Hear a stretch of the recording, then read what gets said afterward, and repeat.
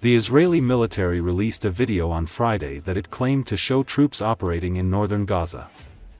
According to Associated Press, in a second video, the army claims to show a dismantling of a tunnel. The military said in a statement that this tunnel was used by militants in 2014 to kill 4 Israeli soldiers.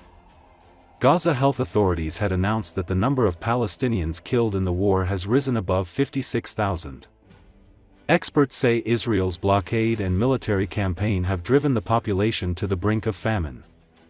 Israel has been fighting in Gaza since the Hamas-led attack on Israel on October 7, 2023. The initial Hamas attack killed some 1,200 people, mostly civilians, and took 251 others hostage.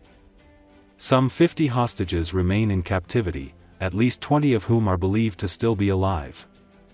US-led ceasefire efforts have repeatedly stalled.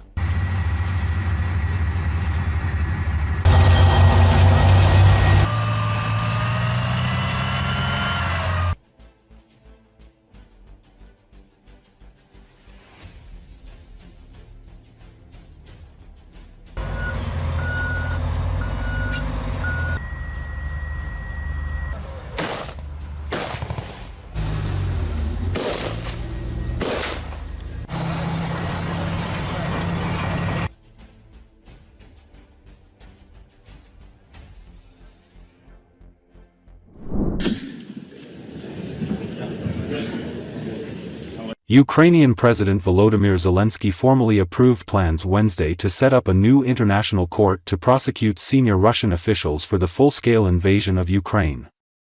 According to Associated Press, the special tribunal will be created through an agreement between Ukraine and the Council of Europe, the continent's top human rights body. Zelensky visited the Strasbourg-based organization for the first time as part of the announcement. The special tribunal aims to target senior Russian leaders for the crime of aggression, which underpins the countless war crimes Ukraine accuses Russian forces of committing since the start of the war on February 24, 2022. Existing international courts, including the International Criminal Court in The Hague, lack jurisdiction to prosecute Russian nationals for that specific offense. Since early in the conflict, Kiev has been pushing for the creation of a special tribunal that goes beyond prosecuting war crimes that Ukraine alleged Russian forces committed, including bombing civilian infrastructure, killing civilians, rape, taking hostages and torture. Russia denies those accusations. There are logistical details still to be resolved, including where the court will be based. The Hague has been suggested because of its existing legal infrastructure, but no final decision has been made. Russia doesn't extradite its own citizens, and whether or not Russian President Vladimir Putin will ever end up in the dock remains to be seen. Under international law, sitting heads of state and certain other top officials, often referred to as the Troika, including a country's head of state, head of government and foreign minister, enjoy immunity from prosecution.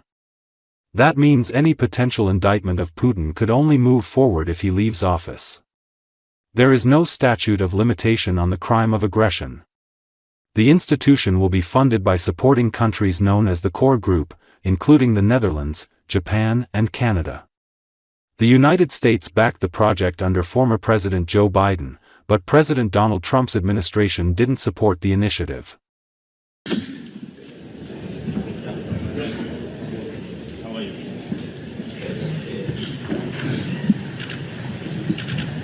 And they have all friends.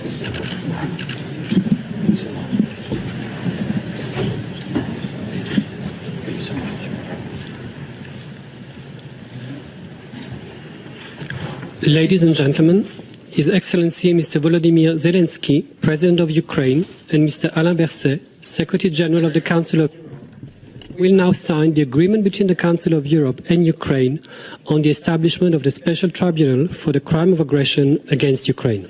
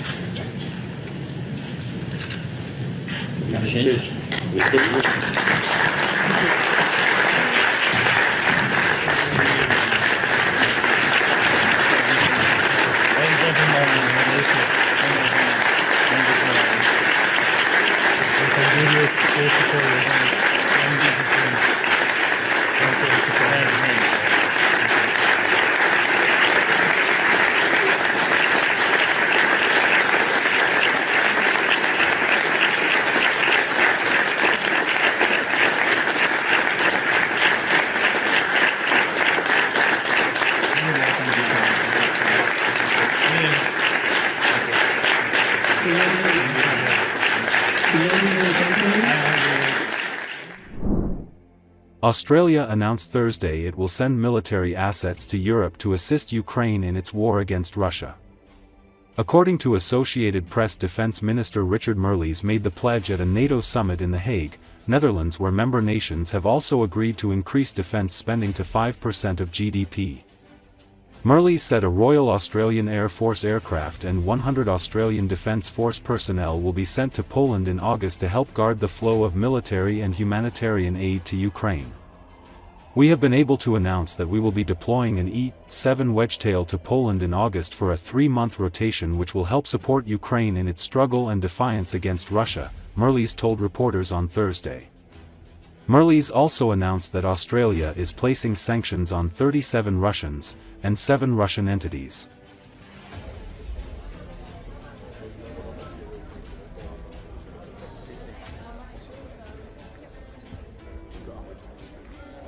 We have been able to announce that we will be deploying an E-7 Wedgetail to Poland in August for a 3-month rotation, which will help support Ukraine in its struggle and defiance against Russia. There'll be about 100 Australian personnel who come with that asset.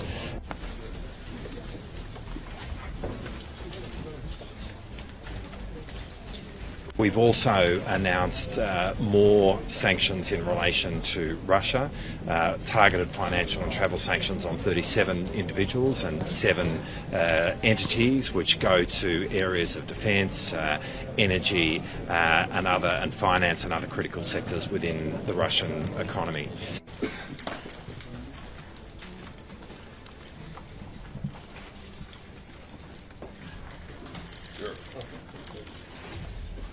There's been a very significant commitment that's been made by NATO members in relation to their defence spending. What matters now is that the quality of that defence spending is the best that it can be. It really does mean there is huge opportunities in terms of much greater coordination of our defence industries, so that we are in fact increasing production across all of our countries, which will mean that there is actual better capability which results from this increase in expenditure. I'm able to announce that we will be deploying an E-7 when it's struggle and defiance against Russia.